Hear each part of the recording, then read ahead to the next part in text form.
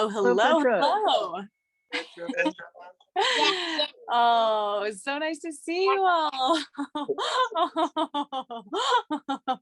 What a joy to join you this morning.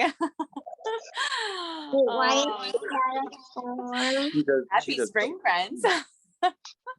Petra does a greenhouse. Yes, welcome to our greenhouse. We have so many little babies. Well, her little.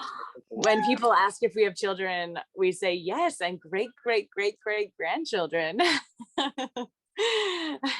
And we love to share them with everyone we love. Oh my gosh, all of you on the couch, I can't handle it. I love like all of these nestled little Chinese cabbages. So yes, here is a bit of a story. It's called You're Saved by Something Green. It's part of the Circle of Trees phenomena by Charlene Brotman. And I'm so grateful to share these words with you this morning. Take a deep breath. The air you just breathed in is different from the air you just breathed out. The air you breathe out is a gas that can suffocate you if you get too much of it. And that gas is carbon dioxide. The oxygen you breathed in makes energy for you, and plus that from the food that you eat. But when your cells use that oxygen, they end up with something your body doesn't want, that carbon dioxide. So your blood goes around all of your cells like a trash hauler, collecting the carbon dioxide, taking it to your lungs, letting you breathe it out. All night, all day, every creature on Earth breathes out carbon dioxide over and over. That's a lot of suffocating gas. A little carbon dioxide is normal and safe. Don't worry. But if the air around you is filled up completely with carbon dioxide, or even halfway, we would all suffocate. So with all of that air breathing out into the world, what keeps us from smothering under a thick cloud of carbon dioxide? What saves you? You are saved by something green, like this ají dulce pepper. All over the planet, green plants on the land and in the ocean pull carbon dioxide gas out of the air by breathing it in themselves. That very same gas that can kill you is exactly what plants, green plants, need to live.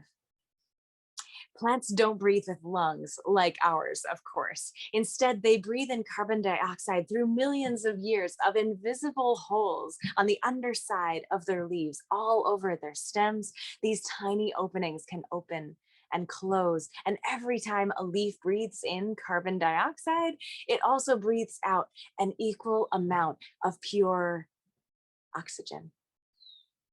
That leaf is getting rid of the oxygen that it also wouldn't be able to live with.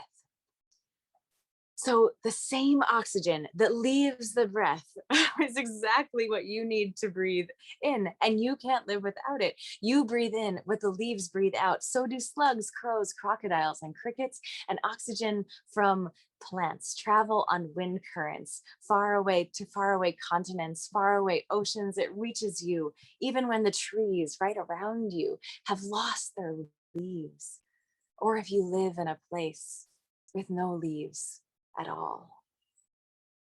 Right this minute, you may be breathing oxygen from a rainforest in Costa Rica or a field of red poppies in Turkey. And this is where I improvise. If you'd like to grow more green plants, I would love to share them with you any old time. Don't be shy. We send love from our gardens to yours. And thank you so much for joining us this morning, friends. It's so good to be together, to be breathing with all of our whole selves, with all of our ancestors, plant and human. And let's take a final breath together.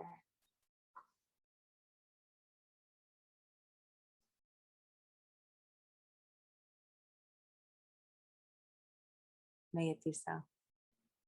Would you all love to come off mute and say something outrageous or poignant or anything in between? These are all sacred things. What do you think? Oh my gosh. Did you realize that you're breathing out exactly what the plants are breathing in? And the plants are breathing in exactly what you're. Wow. We can't do this without each other.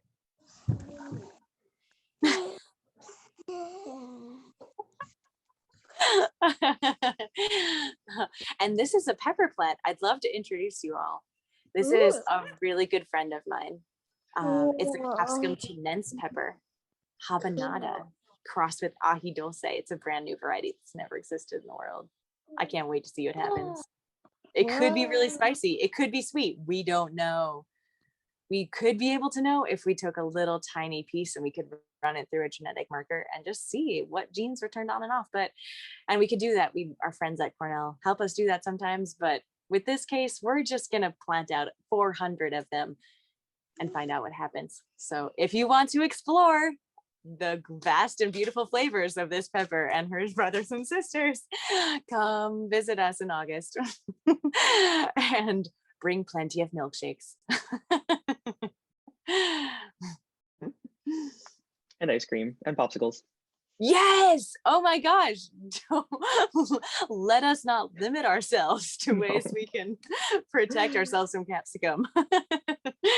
I love that your experiment level, like the let's just try it out, like zone for you is 400. Yeah. It's honestly the number. We did a little bit of math a la like Punnett squares, and like if we want to see the fullness of diversity and be able to like really makes it, because we're sending it in one direction, which is incredibly spicy, and one direction which is incredibly sweet, and to make sure that we have both of those represented. Heat is very dominant.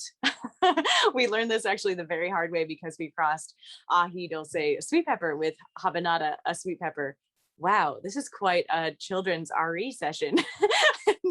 And heat is totally dominant, which we knew, but we thought they were sweet peppers. And then we learned in that first cross that there was most of them were flaming hot. And that's when we learned that ají dulce, habanada, the heat switch is turned off, but ají, it's simply turned down, but it's still present.